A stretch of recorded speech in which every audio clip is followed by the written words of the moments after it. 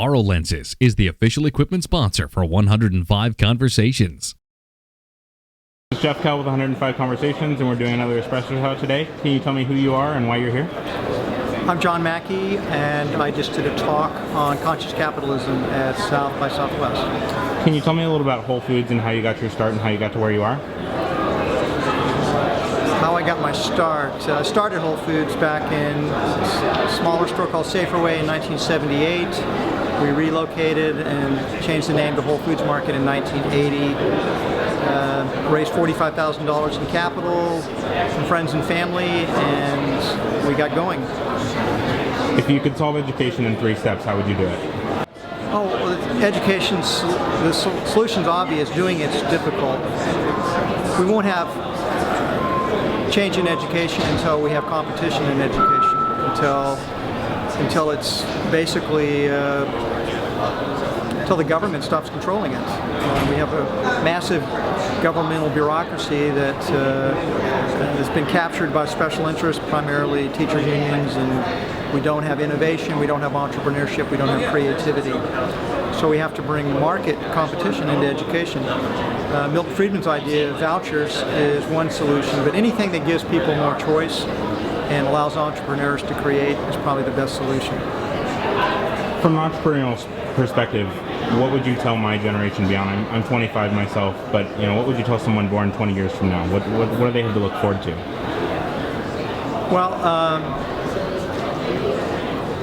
the world's evolving at a rapid pace, and your generation has the possibility of creating a new type of corporation, what we outline in our book, Conscious Capitalism, a conscious business that has higher purpose, is different kind of leadership philosophy, creates value for all the stakeholders, and is more humanistic cultures. It's those organizations that are going to transform the world. It's a very exciting time to be alive. Lots of big problems, but I think your generation's up to it. What's the biggest problem that people are going to face in the next 10 years? Governments all around the world are going bankrupt. They're spending money that they can't possibly repay. They're borrowing money they'll never pay back. They're printing money, so the currency is under attack in the United States and everywhere. So potentially you could have a global economic meltdown. That's by far the biggest problem.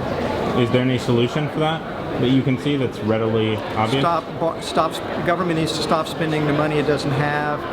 It needs to take, probably link the currency back to gold, or allow private currencies to compete. So there are solutions that are complex, but the ideas are pretty simple.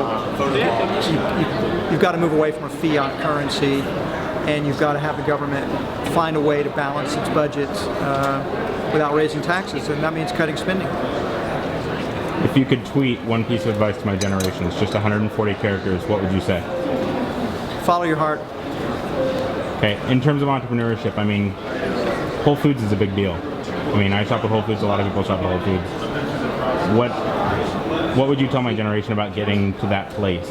I dropped out of college because I was following my heart. I did what I loved, what I got interested in. I've been true to myself. Can we just sign it? That's led me on a grand adventure in life. I've met amazing people, but I've just been true to myself. I've been true to my nature, my heart, my passion, and that's what I encourage young people to do, to be authentic and be true to themselves. And life's short, and you don't know that when you're young, but it is. It goes by really fast. It's too short to do anything but what you really care about. So be true to yourself and follow your heart, and your life will probably be a grand adventure. All right, last question. What innovations do we need to see in the next 10 years to have a successful society? Really? Yeah. I can't afford them. Well, most innovations just sign all these. Come out of people's minds and imaginations that were way beyond my ability to imagine. So I can't give you an answer to that question. But I will say that the challenges, I think, are primarily whether we're going to maintain a society dedicated to economic freedom that allows entrepreneurs to create and for these types of innovations to occur. I think the way it's headed now, tax rates what they are and regulations what they are, it's much more difficult to be an entrepreneur today than it was when I was starting out. So I think those are the big challenges that we have. In terms of innovations, I think the innovations we need now are on a social level. Conscious Capitalism is a book dedicated to giving business a new narrative for itself. But we need similar narratives for government and for the nonprofit sector as well. Wonderful. I appreciate you taking the time. Okay. Thank you.